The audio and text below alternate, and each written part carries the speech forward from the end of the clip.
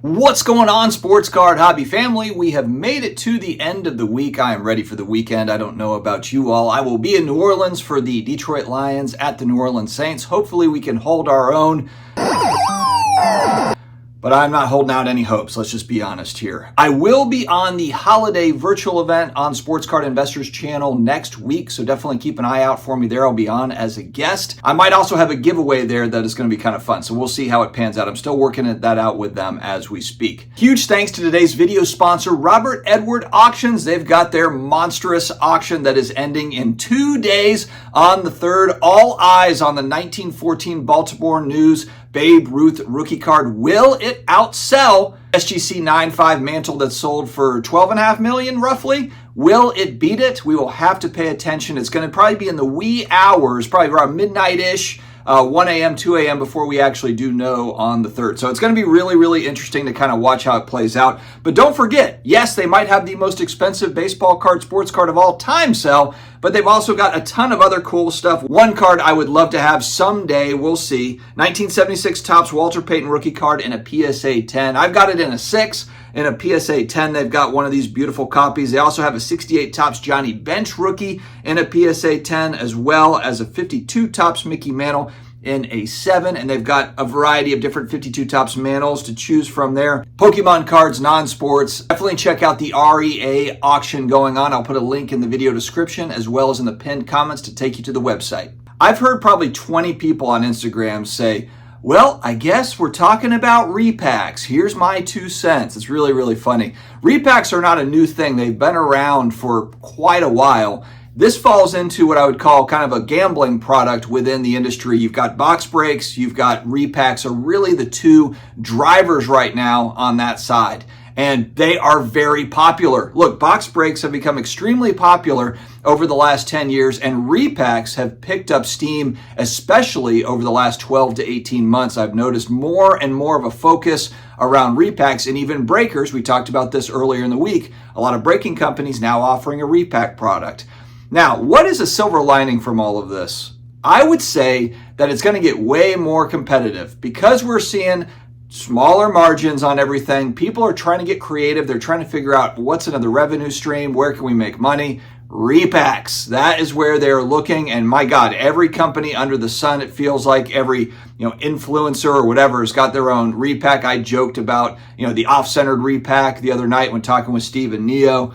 There is absolutely no shortage of repacks. And look, I think a lot of this is the grading companies are grading about 1.5 million cards every single month. It's a lot of slabs that are just going up on eBay, or they're going to PWCC auction or Hakes or Robert Edward auctions. They've got to sell these graded cards somewhere, golden auctions, wherever.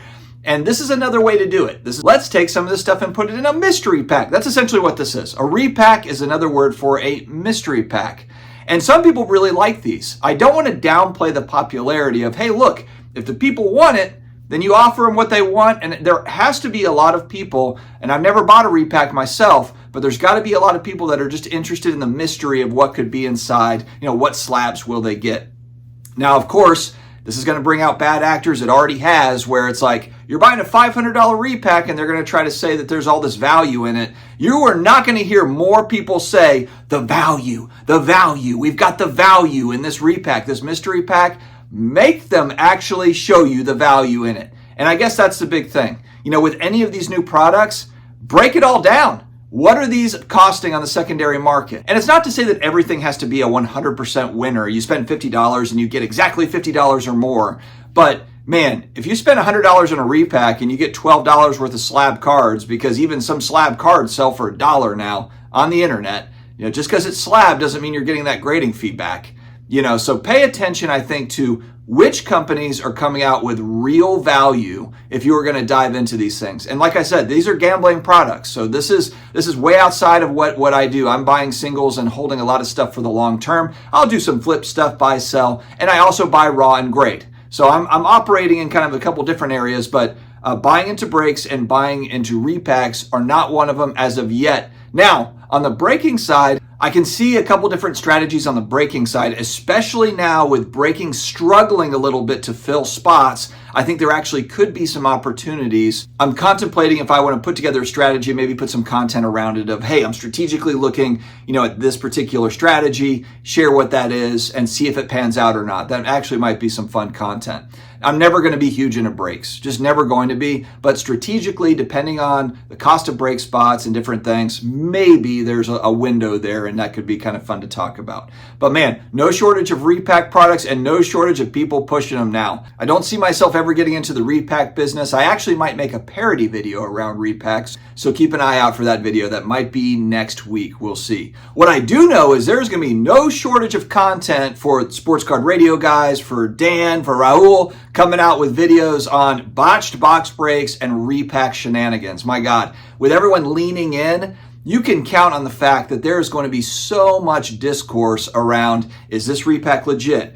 Is this one a good value? And frankly, it's needed. Those video opportunities will be plentiful. I'll probably have some. I dabble in that sort of thing too, but those guys really do it well. There's going to be no shortage of stupidness going on here, I think, in the years to come, because there's no doubt that braking and repacks is a growing market. It's not a shrinking one. Fanatics is doubling down on brakes. Michael Rubin has spoken about braking is key to the ecosystem, and it's a big part of marketing. He just talked about that recently with Bill Simmons. They are not shying away from brakes, and I'm sure probably repacks as well will be part of it. And so as always, whether you're buying singles or brakes or repacks, it's buyer beware, friends. Watch yourself. Make sure you do research on different companies. If we're going back 5 years, 7 years into the braking world, you have new consumers, new collectors getting into that sort of thing. But now we've seen kind of a darker side, a bad side. We've seen bad actors. And so now we have to be eyes wide open to all of these things. And so it's critical that everybody is paying attention to who you're buying from, what products are they, what are the reviews like, is there any weirdness, and so forth. Lastly, I want to talk about ComC and eBay. Channel partner ComC, been invested in by eBay. They had already had a symbiotic relationship anyway. I don't have any groundbreaking new news on this quite yet, just the surface level stuff, but I thought that it was interesting, and I think it's a great move. I met Tim out at the Mint Collective going back a couple of years.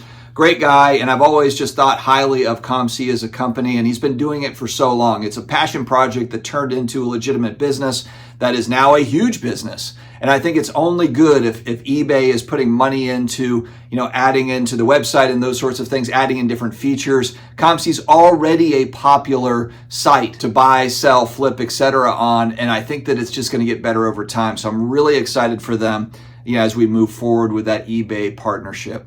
All right, guys, that's all I've got today. Stay healthy, stay awesome, and I will talk to you again later.